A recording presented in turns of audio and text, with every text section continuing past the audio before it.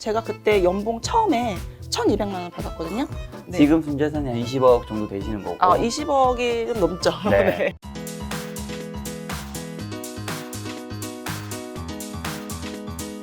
오늘 책은 바로 나는 부자 엄마가 되기로 했다 편입니다. 그 6년 전에 순자산은 어느 정도였을까요? 제가 그 당시 이제 전셋집에 살고 있었기 때문에 네. 그 전셋집을 그때 돈 공부하던 시점에 이제 네. 제가 자가집을 샀어요. 그래서 전세금 2억 정도를 제가 가지고 있었고 그때 보금자리 대출을 받아가지고 제가 그 전세 살던 그 아파트의 같은 단지에 있는 집을 매수를 했죠. 그래서 그때 2억이 있었고 거기서 대출을 일으켜서 그때 5억짜리 집을 샀습니다. 어쨌든 6년 전에 2억 순자산. 네. 지금 순자산이 한 20억 정도 되시는 거고. 20억이 좀 넘죠. 네. 네. 야, 거의 한 6년 만에 10배잖아요. 네. 또 사실 뭐 전업 투자자나 이런 전문가이셨던 분, 네. 뭐 증권가에 계셨던 분 아니시고 네.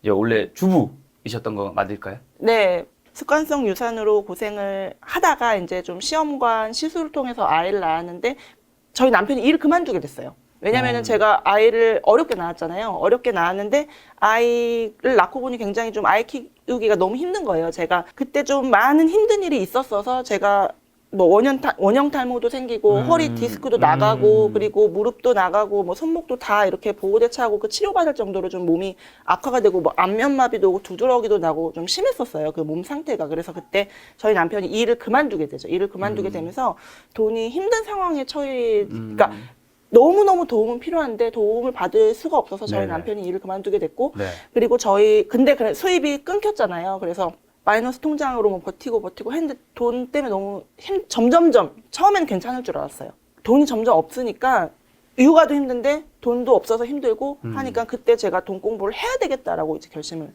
하게 된 거죠, 그때. 제가 원래는 굉장히 가난하게 자랐어요. 제가 네네. 어렸을 때 환경이 굉장히 좋지 않았고 네. 저희 그 부모님 같은 경우는 그 혼전 임신으로 저희 아빠가 재수 생활 하실 때 만났는데 저희 엄마랑 어떤 뜨거운 사랑으로 인해서 저희가 임신이 된 거죠.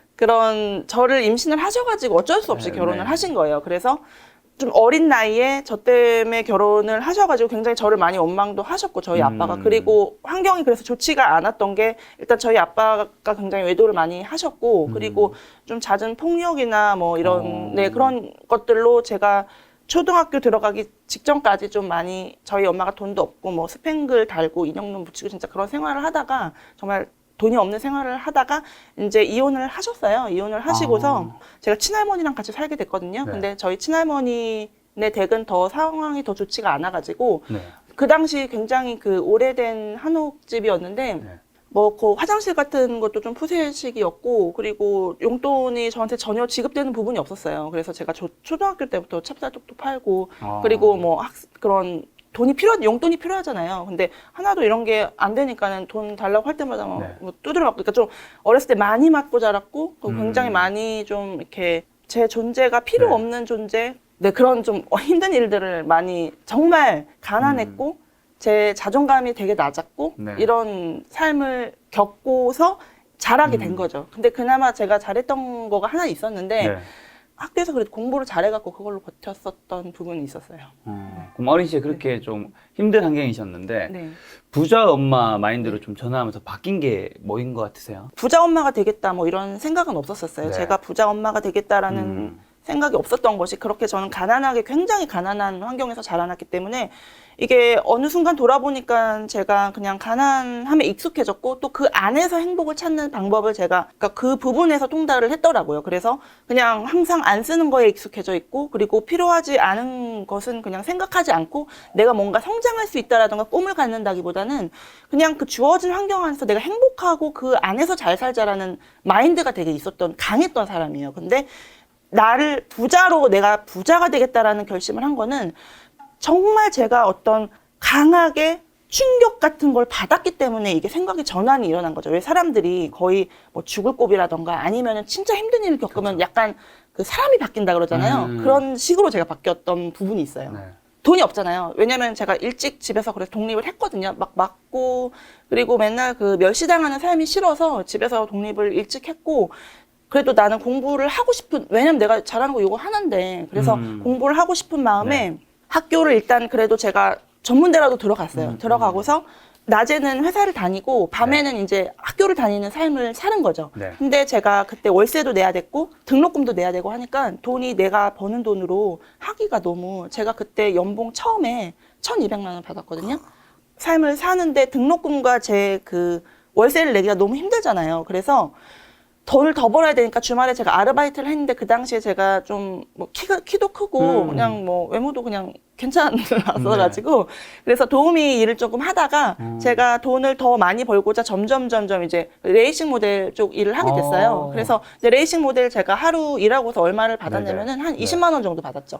그러니까 제가 연봉 1,200만 원 받는데 하루 20만 원 받으니까 나중에는 부업이 주업이 된 거예요. 그래서 이거를 왜냐면 제가 학교 다니면서 하기 너무 힘드니까 이걸 그냥 회사는 그 당시 제가 막 병도 나고 했었어요. 그래서 이 스케줄 소화와 이 돈에 대한 그런 너무 힘들어가지고 일 그만두고 주업은 그만두고 그러니까 부업으로 그냥 주업을 삼은 거죠. 왜냐면 이게 더 돈을 많이 주니까. 그렇죠. 예. 그래서 사람이 선택을 해야 되죠. 늘 선택을 하는 삶인데 어쨌든 저는 그때 돈을 따라갔어요. 그래서 그 일을 하다 보니까는 제가 또 그 당시에 좀 어떻게 하다 보니까는 이게 좀 이름이 알려진 거예요. 그래서 가수 데뷔까지 해서 제가 음반도 냈었죠.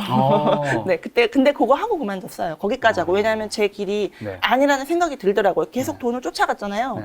내 삶이 불행하다는 것을 거기까지 가고서 깨달았어요. 그래서 나는 이거 다 그만두고서 내 삶을 다시 시작하고 싶다라고 생각해서 요거 그만뒀는데 그 당시 제가 수중에 100만 원이 있었습니다. 그래서 그렇게 돈을 쫓아갔는데 수중에 돈이 100만 원이 그때 있어요? 가수 생활 하면서 그때 연습생 하면서 이제 또 하여튼 벌은 돈을 다 쓴 거예요. 또 그렇죠. 가수가 되겠다고 그러면 또 내가 그 큰 돈을 벌 수 있을 줄 알았는데 음반을 하나 냈던 저한테 그런 하나의 그 증거물은 남았지만 돈이 없더라고요. 나중에는. 그래서 금 갖고 있는 걸 다 팔았어요. 그때 막 금 같은 것도 좀 제가 샀더라고요. 그래서 왜냐면 막 이렇게 장신구 같은 걸 많이 꾸미고 다니고 하다 보니까 그래서 금을 팔았더니 100만 원이 남았는데 그때 제가 쇼핑몰을 좀 시작을 해가지고 속옷이랑 수영복을 팔아서 그때 정말 그때 살기 위해서 시작을 했는데 어떻게 좀 운이 좋게 이게 제가 왜냐면은 제가 모델도 하지 뭐 촬영 편집 왜냐면 제가 또 컴퓨터 공학과다 보니까 뭐 웹디부터 해갖고 홈페이지 다 만든 거예요. 네네네네. 그래서 그게 연매출 10억까지도 제가 달성을 해봤습니다. 그 당시. 그러면 돈 잘 벌렸던 거 아니에요? 아 근데 그 돈이 하나도 남지가 않아가지고 왜요? 제가 그러니까 제가 그게 딜레마였던 거예요. 왜 나는 왜 이렇게 좀 낭비를 하는 스타일이셨군요. 그렇지는 않았어요. 근데 제가 그러니까 매출이 10억이었는데 그 순이익 같은 경우는 제가 한 10% 마진 남았거든요. 그래서 그 정도 이제 남았던 부분인데 맨날 없던 사람이 돈이 생겼잖아요. 그러니까 어떻게 써야 될지를 잘 모르겠는 거예요. 그래서 계속 회사를 키웠고 회사에 그 물건 같은 걸 계속 사입을 했고 또 이제 그 당시 제가 많이 했던 게 좀 보험을 많이 가입해서 매달 막 몇백씩 냈어요. 저한테 되게 나중에 돌아보니까 내가 왜 돈이 하나도 없지? 난 이렇게 많이 벌고 난 돈만 쫓아갔는데 돈이 하나도 없는 거예요. 그래서 되게 큰 뭐랄까 좀 내가 공부를 해야 되겠다라고까지는 생각 못하고 이게 뭔가 좀 이상하다, 문제가 있다라고는 자각을 했는데 애를 낳고서 제가 다 스톱이 되고 애만 키우는 상황에 모든 게 이제 몰려온 거죠. 내가 왜 돈이 그런 거 없었을까? 나는 이렇게 돈만 쫓아갔는데 돈이 왜 없을까?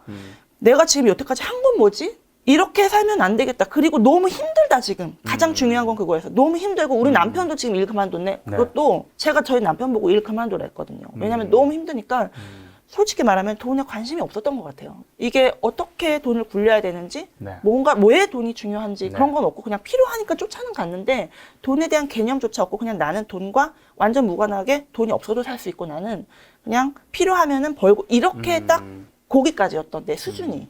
그랬던 그럼 이제 부자 엄마 마인드를 좀 전환하면서 바뀐 건 뭐라 생각하세요?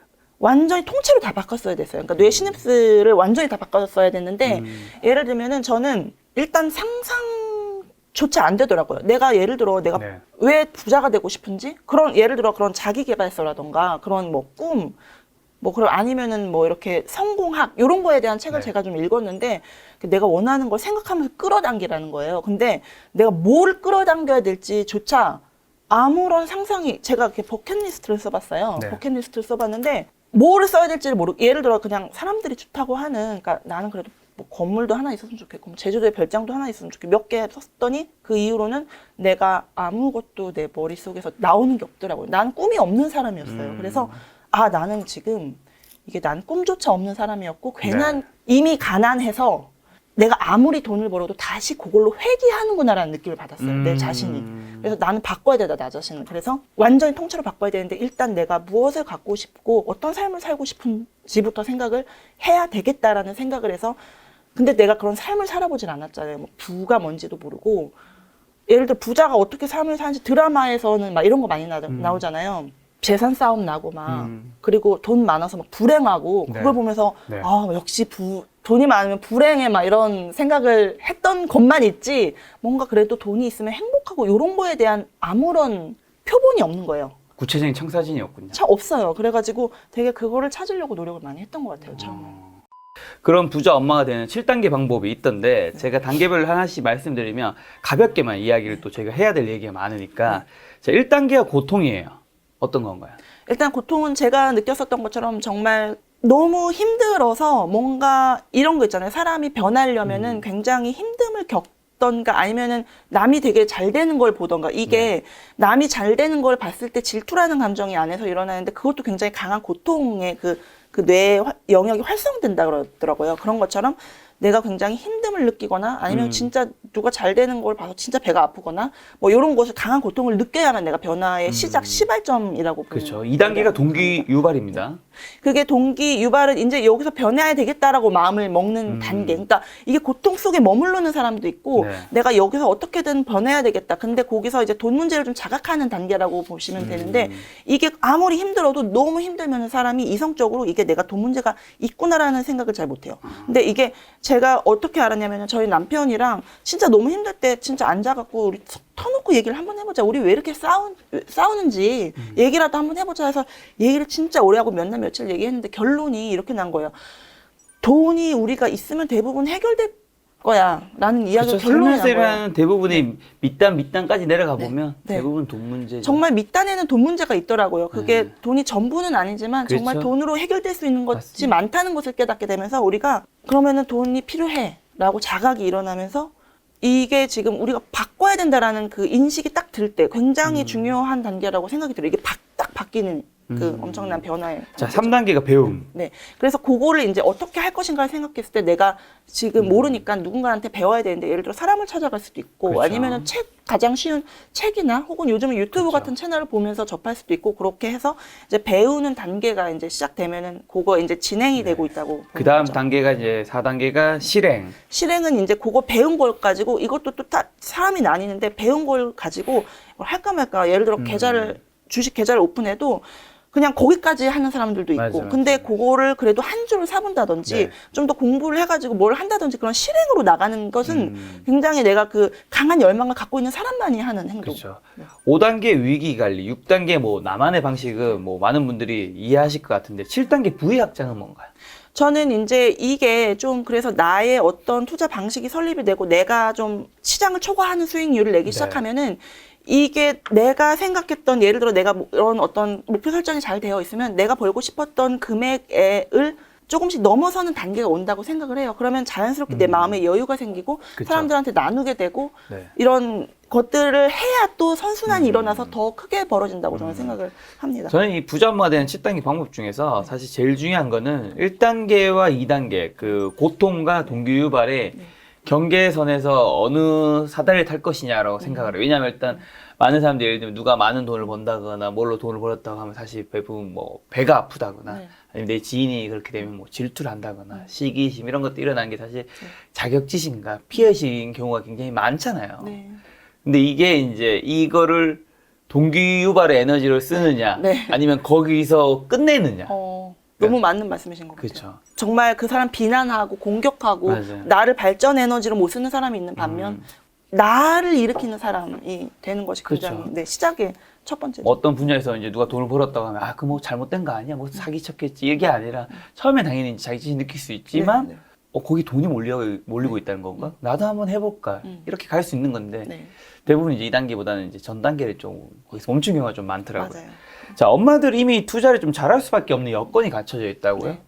일단 제가 이 투자를 하면서 굉장히 느낀 것이 저 같은 경우는 주식을 갖고 있을 때 매도를 하고 싶다거나 매수를 하고 싶다거나 생각을 했을 때 제대로 제가 생각대로 실천하지 못한 적이 되게 있어요. 왜냐면은 아이를 키우면서 너무 하루 종일 정신이 없고 막 정신이 이렇게 막 완전 나가 있는 거예요. 넋이 나가 있어서 내가 어떤 시점을 맞춰갖고 정확하게 이때 사고 막 이때 팔고 이렇게 딱 내가 이렇게 주식 창을 보면서 이 차트를 보면서 이렇게 하는 것을 못 하겠더라고요. 마케팅을 못 한다는 거죠. 네, 못 해요. 그래서 그냥 내가 몇 번 해보니까 이게 자꾸 실패하니까 요건 안 되니까 그냥 내가 오래 가지고 있을 수 있는 거를 사가지고 그냥 적당히 좋은 가격에 들어가서 버티자, 존버하자. 왜냐면 어차피 나는 애 키우느라고 너무 정신이 없어서 요거 막 핸들링 한다기보다는 좋은 거를 가져가서 오래 가져가서 요거를 큰 수익을 내는 투자를 하자라고 아예 마음을 먹었더니 훨씬 더 수익이 좋은 걸 보면서 그래서 아예 그냥 내 상황을 이거를 불리하다고 생각을 하지 말고 이용을 하면 더 수익이 좋게 날 수 있다는 거를 제가 좀 깨달은 실제로 뭐 이제 저자님 말씀하신 관련된 데이터는 이제 2030 세대의 이제 투자 수익률이 굉장히 낮고